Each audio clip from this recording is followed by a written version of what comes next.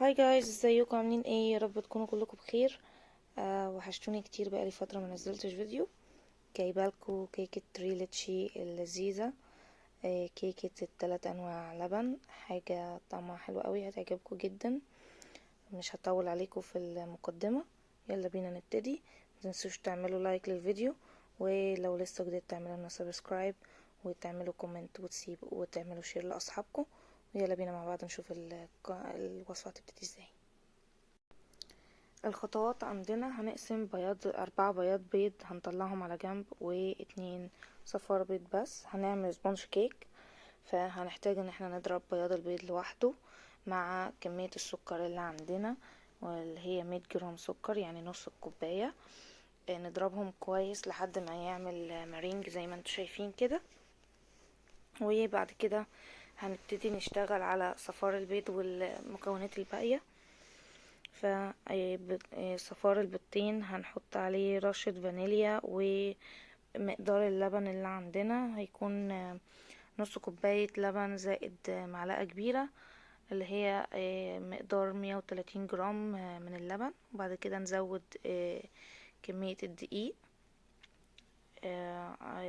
اللي هي 3/4 كوباية، زائد برضو معلقة كبيرة من الدقيق، بمقدار 120 جرام من الدقيق.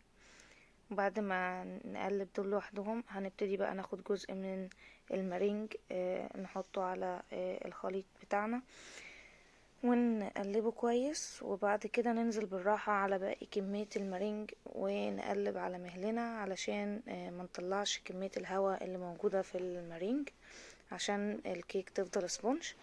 محطتش مادة دهنية سواء زيت او سمنة او زبدة، علشان الكيك دي اوريدي طرية، وهتبقى طرية اكتر بعد ما نستخدم 3 انواع اللبن اللي هنسقي بيها الكيك.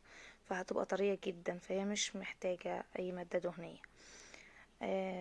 هندخلها الفرن على درجة حرارة 180 لمدة 3/4 ساعة او اقل. يعني ما تفتحوش الفرن الا بعد نص ساعة، وتبتدوا تشوفوا استوت كويس ولا لأ.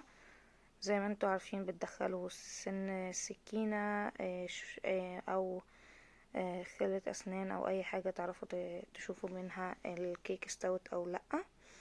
بعد ما تطلعوا يعني بعد ما تستوي افتحوا الفرن سنة، ما تطلعوهاش برا الفرن.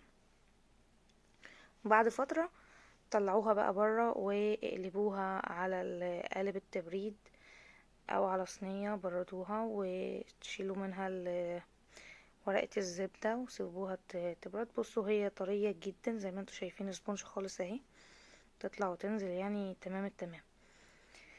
نجهز بقى خليط ال3 انواع لبن. بنستخدم جزء من لبن عادي، وكريمة خفق سائلة، وكوندنس ميلك اللي هو اللبن المكثف المحلى.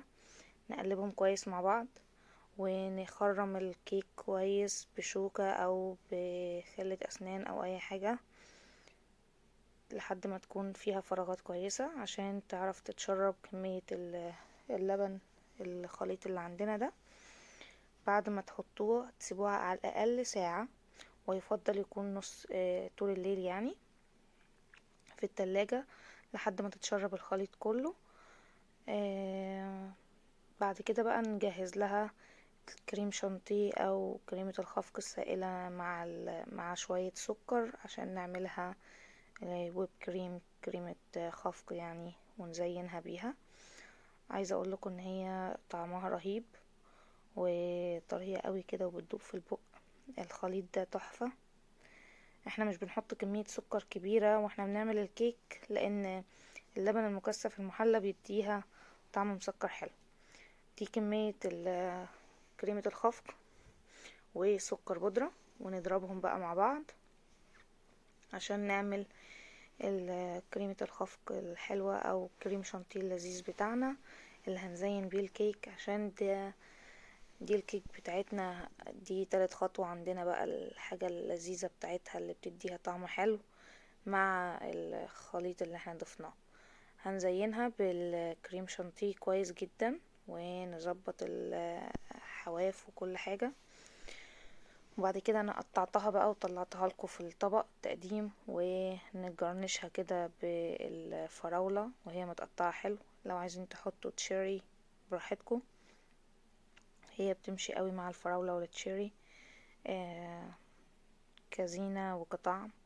وانا حطيت بعد كده حاولت ازينها بشوية شوكولاتة سايحة، سيحتها في الميكروويف، طعم خطير. ايا كان هتاكلوها بالشوكولاتة او بالفراولة او سادة، هي في كل الحالات خطيرة جدا، هتعجبكم قوي. ما تنسوش تجربوها وتسيبولي كومنت تقولوا لي ايه رأيكم فيها. يا رب تكون الوصفة عجبتكم. انتظروني في وصفات تانية اكتر وحاجات تانية للبيت. هنعمل ديكورات جاية الفترة الجاية، ديكورات حلوة كتير. تابعوا معايا القناة، فعلوا الجرس، اعملوا شير لأصحابكم، واعملوا لايك وكومنت. وما تنسونيش دايما بدعواتكم الحلوة، وتتابعونا دايما عشان يوصل لكم كل جديد من قناتنا. لو عايزين اي وصفات، لو عايزين اي افكار للديكور البيت، او اي اعمال يدوية او اي حاجة نفسكم فيها تشوفوها معانا في القناة، اكتبولي في الكومنتات وتابعوا معايا. وياريت تساعدونا ان انتوا تشيروا لاصحابكم القناة عشان نكبر بيكو ونقدر نستمر معاكو. يا رب كلكم تكونوا بخير، واتمنى اشوفكم على خير في الفيديو الجاي. باي باي.